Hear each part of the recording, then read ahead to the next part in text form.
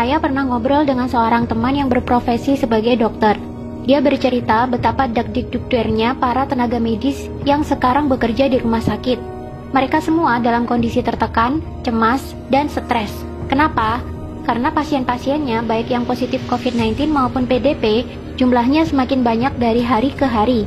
Dan mereka ada kewajiban merawat orang-orang yang jumlahnya seambrol itu di rumah sakit. Yang mana sebelumnya pihak rumah sakit tentu tidak mengira akan ada wabah pandemi seluas ini di 2020. Sehingga peralatan perlindungan diri pun kurang, hazmat kurang, gloves kurang, surgical mask kurang, shoe cover apalagi. Googles juga kurang banget. Makanya ada yang cerita, katanya untuk menghemat hazmat yang sekali pakai itu, ada dokter yang memakainya selama 9 jam. Nggak boleh dilepas, karena sekali dilepas, harus dibuang dan diganti dengan yang baru, yang steril. Sedangkan stok sangat terbatas. Jadi dalam 9 jam itu, dokter tidak boleh makan, minum, pipis, dan BAB. Biar APD, terutama hazmat yang sudah dipakai tidak perlu dilepas dan dibuang. Sedangkan dalam sisi lain, mereka harus menahan keringat, panas, lapar, haus, dan menghadapi merawat pasien-pasien yang saya yakini pasien-pasien itu juga dilanda ketakutan dan stres yang sangat signifikan. Pasiennya stres, dokternya sudah kewalahan, ikutan stres juga. Ya akhirnya bulet di situ-situ saja. Pasiennya nggak sembuh-sembuh, dokternya juga lama-lama capek dan ikutan stres. Yang nggak kuat fisiknya akhirnya ikutan tepar. Bagaimana cara membantu hal ini supaya cepetan berakhir? Solusinya jangan sampai sakit.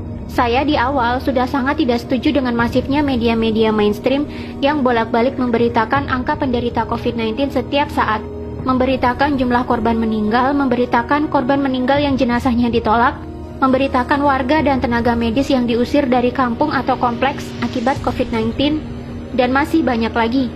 Apakah ada media yang memberitakan bahwa banyak penyakit-penyakit lain yang sudah biasa kita temui di kehidupan sehari-hari sebenarnya justru lebih mematikan? Coba Anda lihat data berikut ini.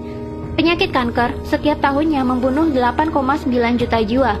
Berarti dalam setiap bulan ada sekitar 741.600 lebih manusia yang meninggal.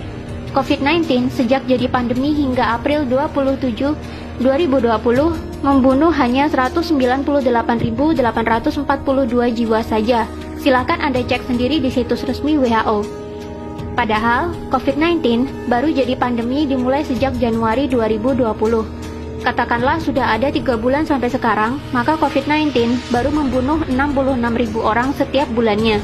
Jumlahnya loh, cuma 8,9% dibandingkan dengan kematian akibat kanker. Dan sekarang sudah diterapkan lockdown di mana-mana yang katanya cara ini efektif menurunkan kurva paparan COVID-19. Walau sebenarnya kalau saya lihat skema lockdown juga curiga sih. Hehe. Karena akibat lockdown gini, masyarakat justru semakin takut dan ekonomi mandek. Kantor dan toko yang buka dipaksa tutup. Orang jadi nggak punya penghasilan. Karyawan dipotong gajinya. Pengusaha banyak yang bangkrut. Pemerintah jadinya harus sedia banyak dana, selain untuk kebutuhan medis, tapi juga untuk stimulus ekonomi dan bantuan warga terdampak PSBB, supaya orang-orang tidak kelaparan akibat tidak bisa cari nafkah. Kalau nggak ada dana, ya hutang dong. Namanya penyakit, itu kalau nggak sembuh, ya meninggal dunia. Kalau kita lihat data, yang meninggal hanya 6,9% saja dari yang terpapar. Berarti yang 93,1% kemungkinan sembuhnya tinggi. Ayo melek data, jangan mau otaknya ditakut-takutin media. Media memberitakan COVID melulu, akhirnya cuma menebarkan kekhawatiran dan ketakutan. Orang yang khawatir, takut, was-was, sistem imun tubuhnya malah turun. Akhirnya malah kena penyakit macam-macam. Kalau dia bolak-balik melihat berita COVID, dan dia jadi khawatir dan stres karena COVID, dia bisa saja malah kena COVID-19 sungguhan. Sistem imunnya kalah sama ketakutan dan stres. Jadi bagaimana solusinya supaya kita nggak sakit dan nggak merepotkan tim medis? Yang pertama, matikan televisi. Nggak usah nonton televisi kalau beritanya COVID melulu. Masih lebih mending kalian nonton drama Korea, walau sambil nangis-nangis kayak kecipratan bawang merah. Alihkan perhatian kalian ke hiburan-hiburan lain yang lebih menyenangkan. Nonton video-video satisfying di YouTube kek, nonton Panji Petualang kek, atau menghalurian nonton travel vlog di YouTube buat obat piknik kek.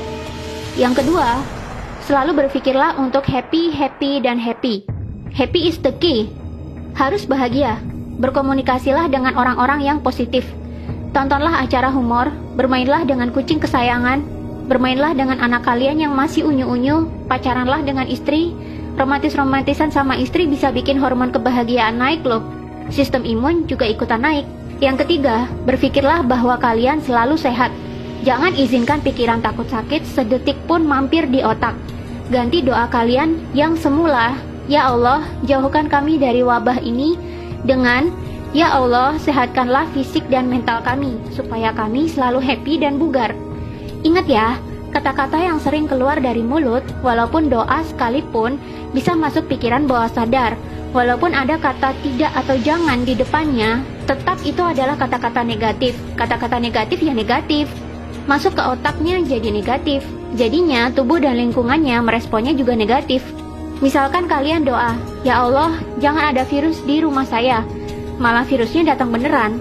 Beda dengan, ya Allah, tolong jaga rumah ini tetap bersih, sehat, dan nyaman untuk saya tinggali bareng keluarga. Maka rumah kamu akan jadi demikian.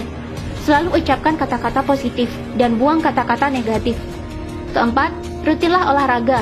Olahraga dapat memproduksi hormon kebahagiaan dan memperbaiki metabolisme tubuh. Jiwa yang happy dan metabolisme tubuh yang baik akan menghasilkan imun tubuh yang kuat. Kelima, jaga kebersihan. Sering-sering cuci tangan pakai air dan sabun, tanpa rasa khawatir. Cuci tangan karena niatnya pengen bersih, bukan karena takut COVID-19. Percuma kamu cuci-cuci bolak-balik sampai pakai sabun dicampur alkohol sekalipun, tapi kalau pemikiranmu isinya takut, dan takut saja, ya resiko tertular COVID-19-nya malah tinggi. Keenam, jaga jarak. Kita mungkin kuat atau kebal, tapi orang lain belum tentu. Mari hargai mereka dengan tidak dekat-dekat dan selalu pakai masker kemana-mana, terutama jika berhadapan dengan orang lain. Intinya adalah bahagia, happy, sehat, pikiran tenang, dibawa slow aja. Jangan sampai kamu masuk ke rumah sakit. Sekalinya kamu masuk rumah sakit, maka kamu akan bertambah stres, karena di sana isinya juga pasien-pasien yang lebih banyak stresnya ketimbang sakitnya. Gak usah terlalu perhatiin media. Matiin televisinya kalau beritanya gak enak melulu. Hiburan masih banyak. Ayo melek data. Jangan mau ditakut-takutin media.